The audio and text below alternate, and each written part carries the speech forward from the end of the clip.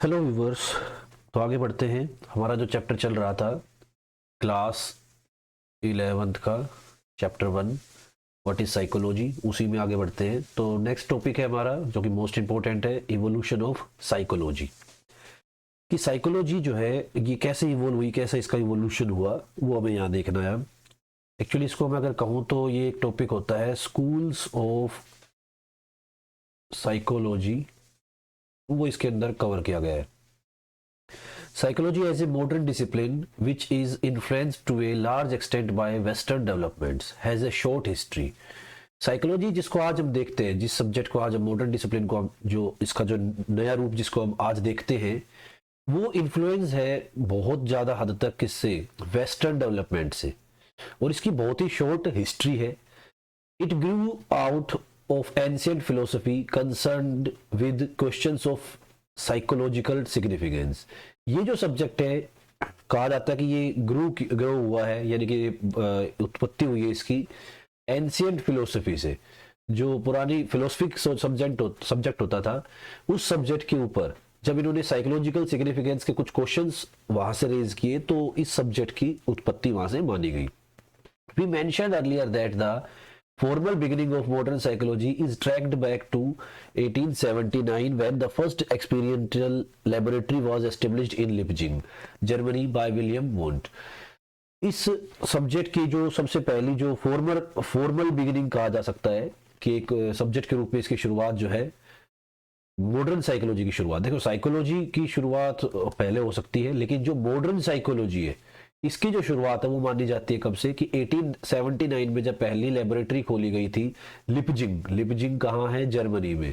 तो लिपजिंग में जो जर्मनी में विलियम वुंट के द्वारा पहली जो लेबोरेटरी खोली गई थी, उससे मॉडर्न जो साइकोलॉजी है उसकी शुरुआत मानी जाती है। Wundt was interested in the study of conscious experience and wanted to analyse the constituents और the building blocks of the mind. William Wundt जो थे, ये इंटरेस्टेड थे पढ़ने में कॉन्शियस एक्सपीरियंसेस को। कॉन्शियस एक्सपीरियंस मतलब ऐसे एक्सपीरियंसेस जिनके ऊपर हमारा मतलब हम कॉन्शियस रहते हैं, जो जिनके बारे में हम जानते हैं। तो और and wanted to analyse the constituents of और the building blocks of the mind. और ये इंटरेस्टेड थे कि जो माइंड है उसके अलग अलग जो कॉन्स्टिट्यूएंट्स यानी उसके पार्ट है माइंड के, या जो बिल्डिंग ब्लॉक्स है जिनसे मिलके माइंड बना है, उनके प्रति जानने में ये ज्यादा इंटरेस्टेड थे। तो यहां से अगर हम देखें तो विलियम वुड जो कि स्ट्रक्चरलिज्म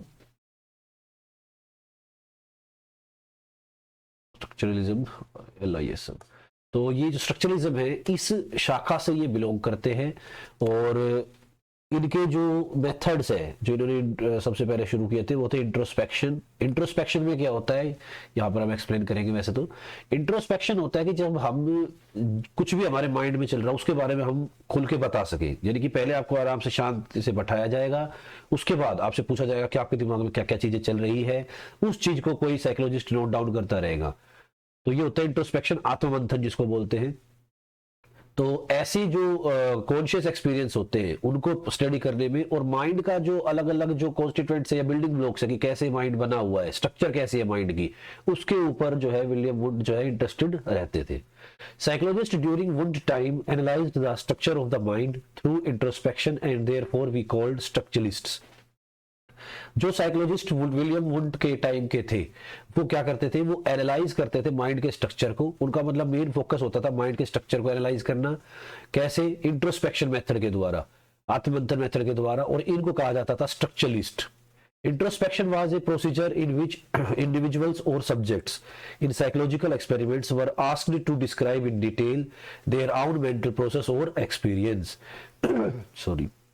इंट्रोस्पेक्शन में जो है ये एक प्रोसीजर होता था जिसके अंदर किसी भी इंडिविजुअल या सब्जेक्ट को क्या किया जाता था, साइकोलॉजिकली एक्सपेरिमेंट किया जाता था, कि उससे डिटेल में पूछा जाता था, डिस्क्राइब करने को कहा जाता था। और इससे वो क्या करता था, उसके दिमाग में जो भी चीज चल रही होती है, यानी कि उसके मेंटल प्रोसेस या जो उसका एक्सपीरियंस उस समय था, उस चीज को वो बताता है। आगे बढ़ते इसमें। However, introspection is a method did not satisfy many other psychologists.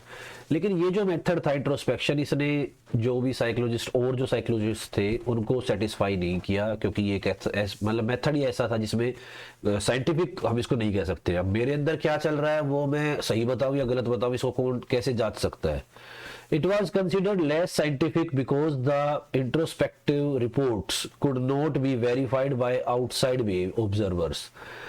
कहते हैं कि ये जो इंट्रोस्पेक्टिव जिसको जो इंट्रोस्पेक्टिव रिपोर्ट्स आती थी, जिसका इंट्रोस्पेक्शन किया गया था, उसको किसी बाहर उसके व्यक्ति के बाहरी जो व्यवहार है उससे वेरीफाई नहीं किया जा सकता था। This led to the development of new perspectives in psychology. अब इससे क्या हुआ, अब इससे साइकोलॉजी के अंदर एक नए पर्सपेक्टिव जो है वो डेवलप होने शुरू हुए। यानी कि स्ट्रक्चरलिज्म जो है, जब सबसे पहली हम कह सकते हैं कि शाखा है या स्कूल है साइकोलॉजी का, उसके जो मेन हेड थे वो थे कौन, विलियम वुंड। और इन्होंने किसके ऊपर काम किया, इन्होंने इंट्रोस्पेक्शन मेथड दिया जो कि कम साइंटिफिक था। अब कौन आएंगे, an American psychologist William James who had set up A psychological laboratory in Cambridge.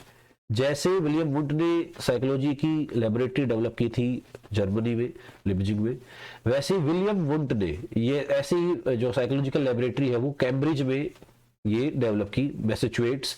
Soon after the setting up of the Leipzig laboratory developed what was called a functionalist approach to study the human mind। जो Leipzig में जो laboratory develop हुई थी उसके बाद Cambridge Massachusetts में जो है क्या किया गया था, ये दूसरी लेबोरेटरी इन्होंने डेवलप करी विलियम जेम्स ने। और इनका जो स्कूल था या इनका जो अध्ययन करने का जो दूसरा अलग एक और जो ब्रांच खुली थी साइकोलॉजी की, उसको कहा गया फंक्शनलिस्ट, क्योंकि ये ह्यूमन माइंड के फंक्शंस के ऊपर ज्यादा काम करते थे ना कि स्ट्रक्चर्स के ऊपर। William James believe that instead of focusing on the structure of the mind, psychology should instead study what the mind does and how behavioural function in making people deal with this their environment.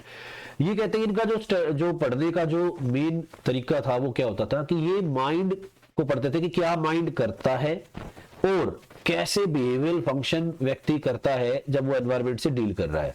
कि एक व्यक्ति है वो अपने environment में जब है, किसी भी प्रॉब्लम में जब है, तो वो उस एनवायरनमेंट के साथ या उस प्रॉब्लम से सारा डील करते समय उसका माइंड कैसे काम कर रहा है, तो उस फंक्शन के ऊपर ज्यादा फोकस करते थे।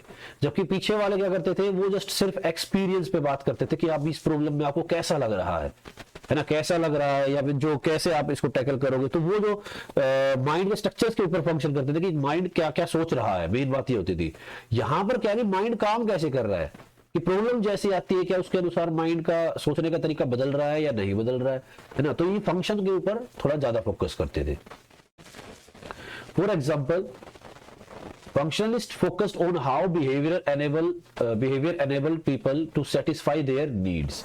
कहते हैं कि ये जैसे एग्जांपल है कि फंक्शनलिस्ट फोकस करते थे कि कैसे कोई बिहेवियर जो है, कोई भी जो व्यवहार है वो व्यक्ति को सेटिस्फाई करता है उसकी जरूरत के अनुसार, या उसकी जरूरतों को सेटिस्फाई करता है उसका बिहेवियर।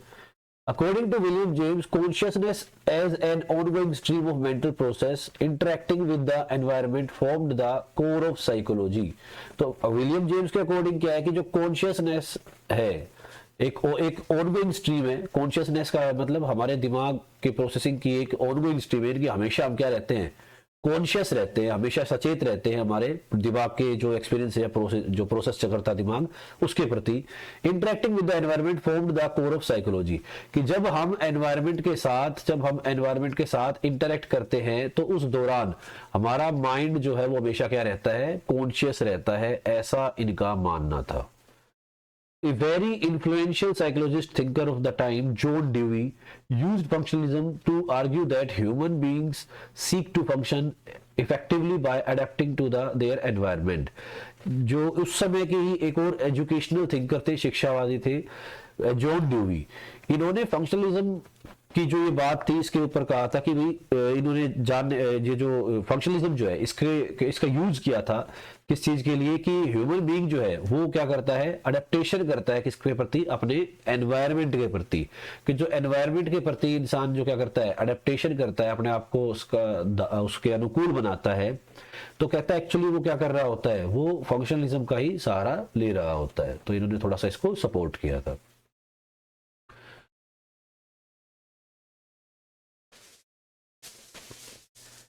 दो स्कूल्स पढ़ लिए अपनी, स्ट्रक्चरलिज्म और फंक्शनलिज्म। नेक्स्ट आता है, in the early 20th century a new perspective called gestalt psychology emerged in Germany as a reaction of the structuralism of the wound.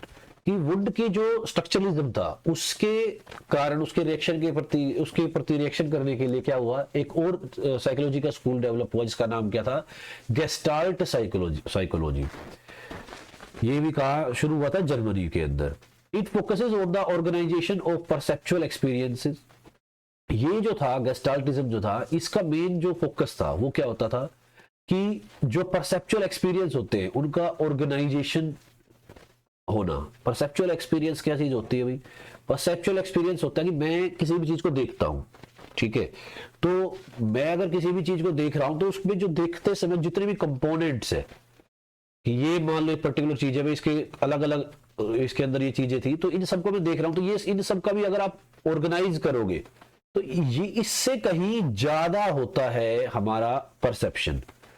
मतलब क्या है कि होल रूप में, पहली बात तो ये कहते हैं कि हम होल रूप में चीजों को देखते हैं, यानी कि ये नहीं कि सिर्फ इसके ऊपर फोकस किया हमने पूरी चीज के ऊपर फोकस किया है। और दूसरी बात, जो सिर्फ दिखा है उससे कहीं ज्यादा जो है हमारा माइंड कैच करता है चीजों को, देखता है चीजों को। मतलब सर, मतलब ये कि बेटा इस स्क्रीन के ऊपर इतने ये लेटर्स लिखे हुए, ये लाइनें लिखी हुई है, तो हमारा दिमाग सिर्फ इन लाइनों को ही नहीं देखता है, वो इन लाइनों के अंदर जो मीनिंग है, क्या इससे सेंस निकली जो कि यहाँ पर दिख नहीं रही है, वो सेंस भी हमारा दिमाग कैप्चर करता है। इस चीज के ऊपर इन्होंने फोकस किया। Instead of looking at the components of the mind, the Gestalt psychology argued that when we look at the world, our perceptual experience is more than the sum of components of the perception. ये कहता है कि जो हमारा mind है या mind का जो कंपोनेंट है, ये मतलब कि जो परसेप्शन है या फिर जो सीखना वगैरह जो होता है या जो लर्निंग है, वो क्या होता है, वो सिर्फ हमारे माइंड के कंपोनेंट्स के आधार पर ही नहीं होती कि हम उनको ही देखें, उन्हीं का अध्ययन करें। ये कहते हैं कि जब हम किसी भी चीज को देखते हैं, अपने संसार को जो लुक करते देखते हैं, तो हमारा जो टोटल परसेप्चुअल एक्सपीरियंस है, उस चीज को देखने पर जो हमारा एक्सपीरियंस बना, वो जो कंपोनेंट्स से जितने भी जो हमें दिख रहे थे परसेप्शन में, जितनी चीजें दिख रही थी, उन कंपोनेंट्स के सम से भी ज्यादा है। यानी कि जो हमें दिखा, ये हमें लाइनें लिखी हुई दिखी, तो इसका मतलब ये नहीं है कि सिर्फ हमें इतना ही पता चला इसको पढ़ के। इसको पढ़ने के बाद, इस लाइन को पढ़ने के बाद जो सेंस है, जो कि यहां दिख भी नहीं रही थी, वो भी हमारा एक्सपीरियंस बनती है। In other words, what we experience is more than the input received from the environment. Short में कहे तो कि जो भी हमें एनवायरनमेंट से इनपुट मिलता है, एक्सपीरियंस उससे कहीं ज्यादा है। When, for example, light from a series of flashing bulbs falls in on our retina, we actually experience movement of light. जब कोई भी लाइट हमारे रेटिना के ऊपर गिरती है, फ्लैश बल्ब के रूप से, मतलब फ्लैश बल्ब से लाइट हमारे रेटिना पे गिरती है, तो वो सिर्फ और सिर्फ लाइट से ही नहीं रहती कि एक सीरीज ऑफ लाइट है। तो हम और क्या देखते हैं, हम एक्सपीरियंस करते हैं मूवमेंट ऑफ लाइट। लाइट का जो मूवमेंट है, कैसे वो धीमी हो रही है या तेज हो रही है ना, वो जो मूवमेंट है, वो हम सारी चीजें एक्सपीरियंस कर जाते हैं, ना कि सिर्फ और सिर्फ लाइट की जो लाइट आई सिर्फ उसी को ऑब्जर्व नहीं करते, हम उस लाइट के मूवमेंट को भी एक्सपीरियंस कर जाते हैं। When we see a movie, we actually have a series of rapidly moving images of still pictures falling on our retina. जब हम कोई मूवी देखते हैं तो उसमें भी क्या होता है कि जो पिक्चर्स है, सिर्फ वो मूविंग इमेजेस ही नहीं आती हमारे पास, हम उससे कहीं ज्यादा उस पिक्चर की जो सेंस है वो भी हम लेते हैं।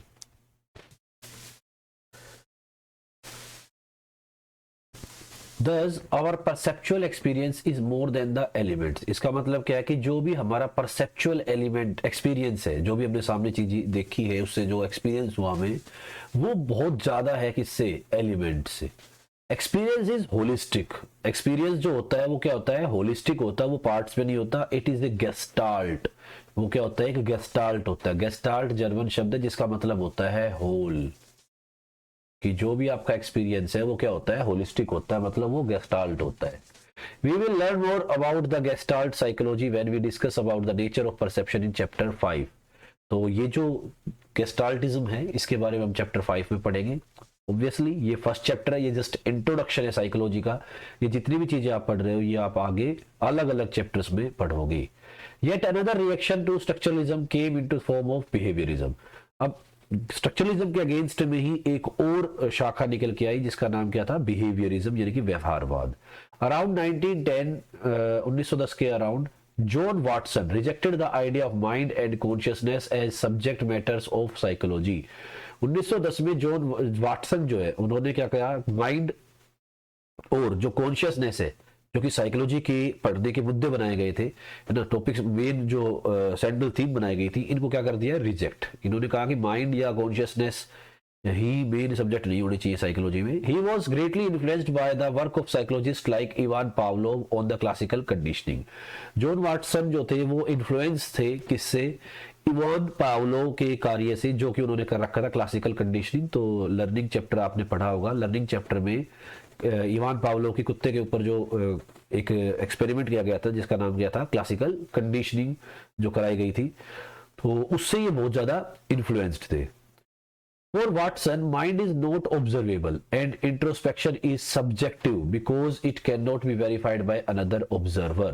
वाटसन ने कहा माइंड जो है उसको हम ऑब्जर्व नहीं कर सकते, देख नहीं सकते, और जब देख नहीं सकते तो इसका मतलब क्या है, इंट्रोस्पेक्शन जब व्यक्ति करता है तो ये चीज तो एक सब्जेक्टिव चीज है। सब्जेक्टिव मतलब कि जो जिसका इंट्रोस्पेक्शन हो रहा है, जो व्यक्ति अपना आत्ममंथन करके बता रहा है, दिमाग में जो चीज चल रही है उनको बता रहा है, वो वेरीफाई नहीं किया जा सकता किसी के द्वारा भी कि ये सच बता रहा है या झूठ बता रहा है।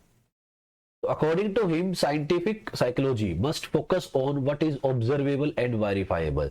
तो ये कहते हैं कि जो आज के टाइम की जो साइंटिफिक साइकोलॉजी है इसका फोकस जो है ऐसा होना चाहिए जो दिख भी जाए और जिसको भी वेरीफाई भी किया जा सके। ऐसा कोई चीज जो है इनका मेन टॉपिक होना चाहिए या मेन जो फोकस होना चाहिए सब्जेक्ट का, वो ऐसा होना चाहिए जो ऑब्जर्वेबल भी हो और वेरीफाइएबल भी हो। He defined psychology as a study of behaviour और responses which can be measured and studied objectively। इन्होंने साइकोलॉजी के साइकोलॉजी जो है इसको डिफाइन किया कि ये इसमें क्या किया जाना चाहिए, स्टडी किया जाना चाहिए बिहेवियर को, व्यवहार को और रेस्पॉन्सेज को, जो स्टिमुलस के प्रति रेस्पॉन्स किया जाता है उसको, और बिहेवियर को मेजर किया जाना चाहिए और स्टडी किया जाना चाहिए ऑब्जेक्टिवली। क्योंकि ये चीज क्या होती है, कोई भी हम रेस्पॉन्स करते हैं या बिहेवियर हमारा परिवर्तित होता है तो वो दिखता है और उसको हम स्टडी कर सकते हैं। Behaviorism of Watson was further developed by many influential psychologists who were known as behaviorist। तो बिहेवियरिज्म जो था वाटसन का, इसको फिर आगे जिन भी लोग, जो भी लोग इससे इन्फ्लुएंस हो गए, जिन्होंने इसको आगे बढ़ाया, इसको पढ़ा, वो सब कहलाए गए क्या, बिहेवियरिस्ट, व्यवहारवादी। Most prominent among them was Skinner. इनमें सबसे जो इंपोर्टेंट थे वो या महत्वपूर्ण थे वो कौन थे, स्कीनर थे। Who applied behaviourism to a wide range of situations and popularize the approach. इन्होंने बिहेवियरिज्म की अप्रोच को बहुत ज्यादा सिचुएशंस में अप्लाई किया, जिसके कारण ये जो अप्रोच थी ये पॉपुलर हो गई। तो यानी कि इस बिहेवियरिज्म को पॉपुलर करने का जो श्रेय है वो किसको जाता है, स्किनर को। We will discuss Skinner's work in later in this book. इस टेक्स्ट बुक के अंदर ही हम क्या करेंगे, स्किनर के काम को भी पढ़ेंगे। Although behaviorists dominated the field of psychology for several decades after Watson, a number of other approaches and views about psychology and its subject matter were developing around the same time। कह रहे कि बहुत लंबे समय तक जो Watson ने जो ये साइकोलॉजी का एक नया जो फील्ड दिखाया था बिहेवियरिज्म, ये अप्रोच चलती रही और बहुत सारे व्यूज इस अप्रोच के प्रति बने, बहुत सारी चीजें इन्होंने डेवलप की उसी टाइम पर। One person who shook the world with his radical view of human nature was Sigmund Freud. कह रहे कि अब एक और बंदा जो आता है जिसने संसार को हिला दिया अपने रेडिकल व्यूज से, है ना, उसके जो व्यूज थे वो बिल्कुल अलग थे ह्यूमन नेचर के प्रति, जिसका नाम था, कौन था ऐसा बंदा, Sigmund Freud. Sigmund Freud viewed human behavior as a dynamic manifestation of unconscious desires and conflicts। इन्होंने जो बात कही वो थोड़ी सी अलग थी, जो बिल्कुल हटके थी।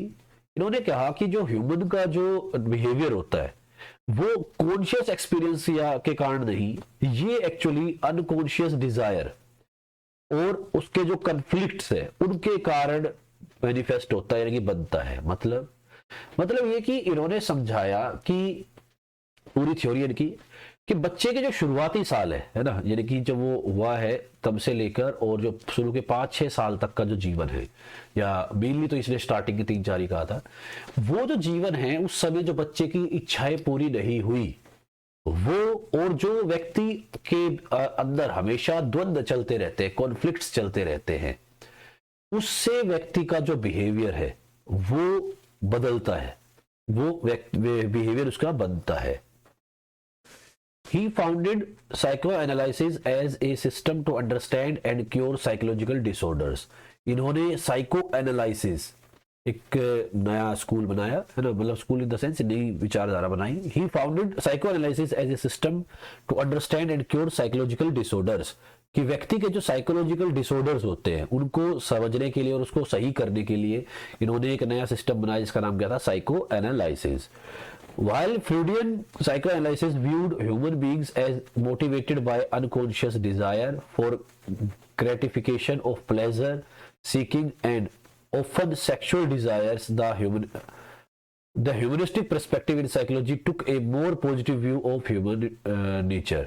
ये कह रहा है कि जो साइकोलॉजी की जो ये फील्ड बनाई थी सिगमंड फ्रायड ने, साइकोएनालिसिस, ये क्या करता था, ये कहता था कि भाई ह्यूमन जो बीइंग है वो क्या है, वो मोटिवेटेड है किसके कारण, अनकॉन्शियस जो डिजायर होती है व्यक्ति की, जो क्या चाहती है, प्लेजर सीकिंग, यानी कि जिसको मजा चाहिए, जो कि ज्यादातर समय किसके बारे में बात की गई थी इस विचारधारा में, सेक्सुअल डिजायर्स की, कि व्यक्ति की जो सेक्सुअल डिजायर्स है उसके प्रति जो उसका जो उसकी जो अनकॉन्शियस जो उसकी इच्छाएं होती है, डिजायर होती है, वो उनके कारण व्यक्ति का क्या होता है, ह्यूमन बिहेवियर जो है मोटिवेटेड रहता है।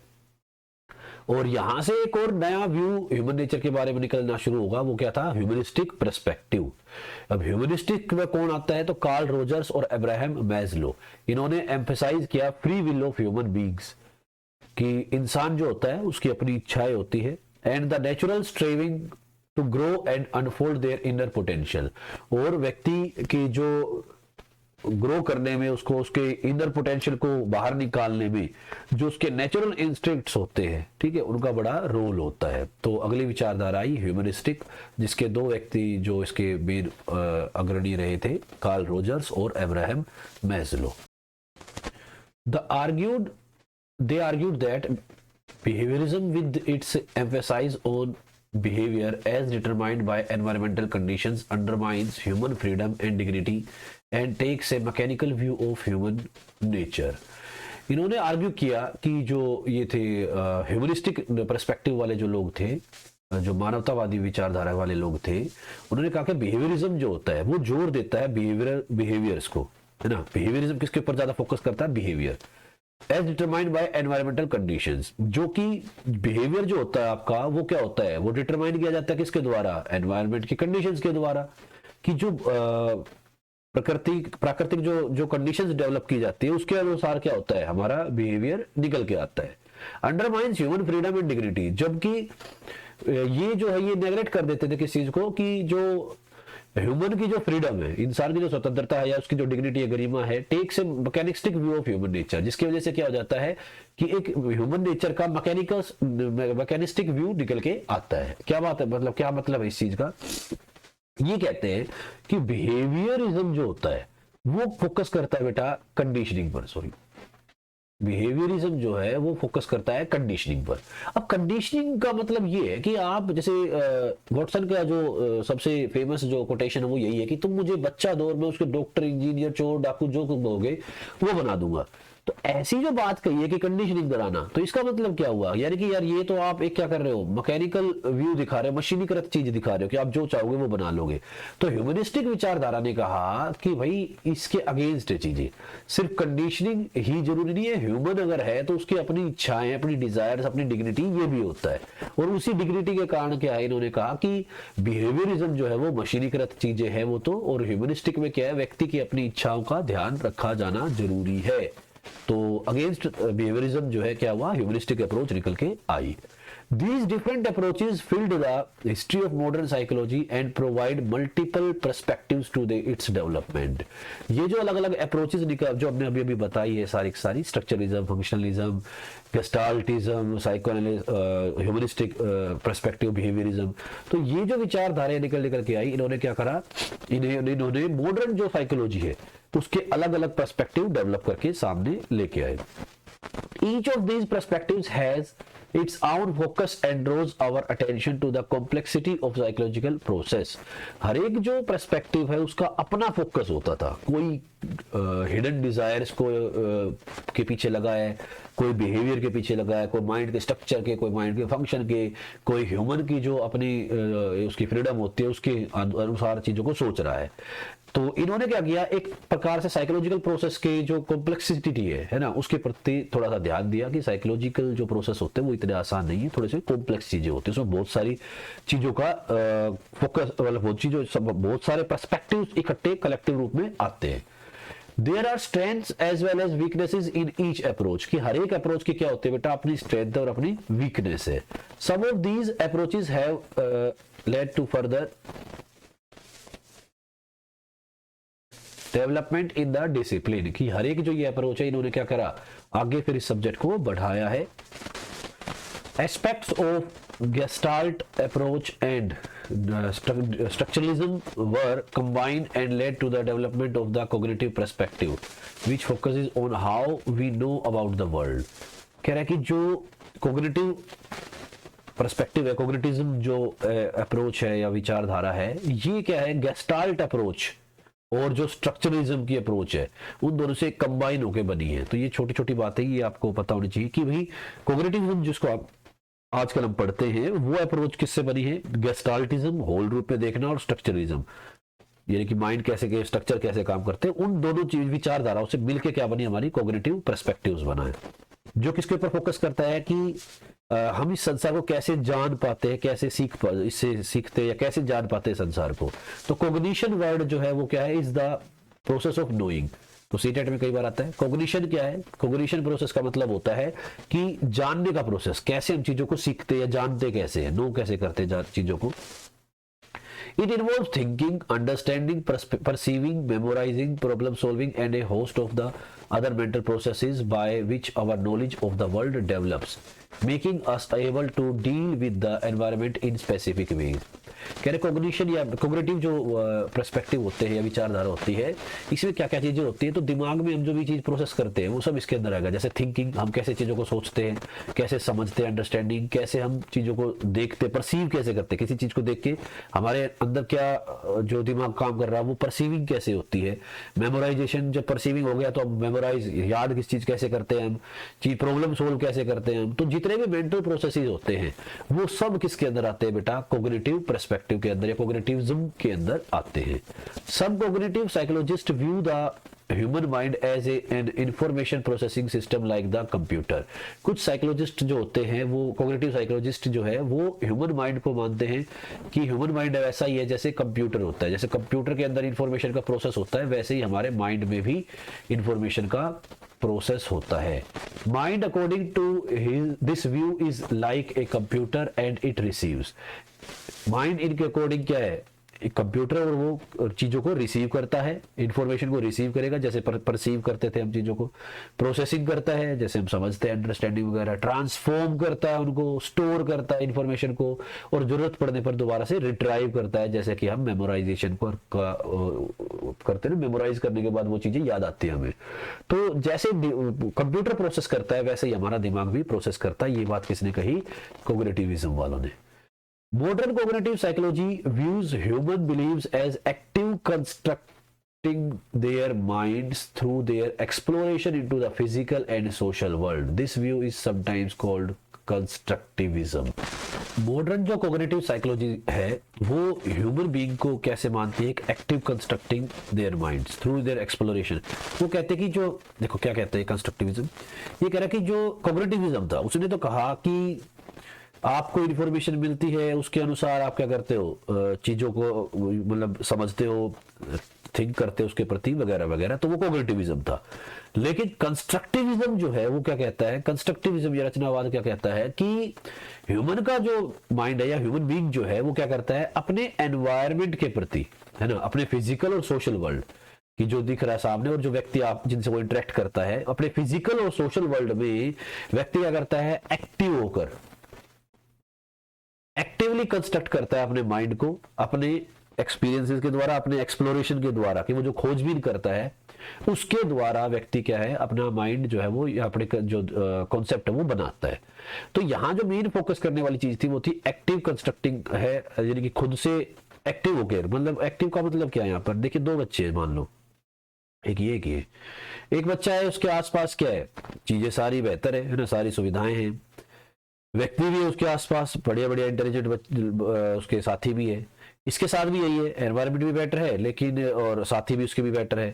तो अब है क्या कि एक तो है कि जो एनवायरनमेंट के साथ इंटरेक्ट करता ही नहीं है, वीडियो गेम खेल रहा है अपना बैठा, तो ना तो वो अपने फिजिकल वर्ल्ड को देख रहा और ना ही अपना जो सोशल उसके साथ वाले लोग हैं उनसे बात कर रहा है। दूसरा क्या है कि वो अपने एनवायरनमेंट में जाता है, दोस्त लोगों से बात करता है, सारी चीजें करता है। तो यहां से जो ये नॉलेज बना रहा है ये क्या है, ये एक्टिव होकर नॉलेज बना रहा है। यानी कि कहता है कि नॉलेज कैसे बनती है, जब आप खुद से एक्सप्लोर करोगे तभी नॉलेज बनती है। कहाँ एक्सप्लोर करोगे, अपनी फिजिकल और सोशल वर्ल्ड में। अगर आप वहां पर इंटरेक्ट ही नहीं करोगे, एक्सप्लोर ही नहीं करोगे, अपने आप को एंगेज ही नहीं करोगे, तो अपने आप चीजें नहीं आती है। तो मतलब ये कि ये जो विचारधारा आई, इस विचारधारा ने टीचिंग में थोड़ा सा चेंज कर दिया गया है, क्योंकि अब हम क्या करते हैं, हम बच्चे को सिर्फ इंफॉर्मेशन भेजेंगे नहीं, कंस्ट्रक्टिविज्म वाला काम नहीं करेंगे, सॉरी कॉग्निटिविज्म वाला काम नहीं करेंगे कि इंफॉर्मेशन दे रहा है टीचर सिर्फ, नहीं, हमने बच्चे को क्या करना है, एक्टिव लर्नर बनाना है। इसके लिए क्या करना पड़ेगा, उसके लिए हमें उसकी एक्टिविटीज प्लान करनी पड़ेगी जिसमें वो बच्चा एक्टिविटी करेगा और उस दौरान जो खुद से जो वो एक्सप्लोर करके सीखेगा, तब उसका जो है नॉलेज बेटर बनेगा। Piaget's view of child development, which will be described later, is considered a constructivist theory of development of the mind. Piaget को आप लोगों ने पढ़ रखा होगा, तो Piaget जो है वो क्या है हमारा, इस विचारधारा से संबंधित व्यक्ति है ना, उसके व्यूज जो है वो कंस्ट्रक्टिविस्ट थ्योरी के ऊपर आधारित होते हैं और उसी थ्योरी के आधार पर क्या कहते हैं कि वो डेवलपमेंट बताता है माइंड का।